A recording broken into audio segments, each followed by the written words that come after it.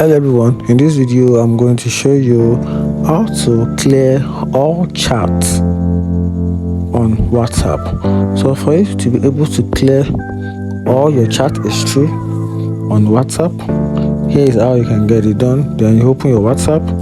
Once you open it, you click on the gear button. Once you click on the gear button, then you have something like this on your screen. Then you click on chat, then you scroll down, then you tap on clear all chat. Once you click on clear all chat, WhatsApp request for your WhatsApp number. Then once you push in your WhatsApp number, then you follow the first prompt. Then WhatsApp asks you to delete and clear all your chat and your receiving media together with your WhatsApp history.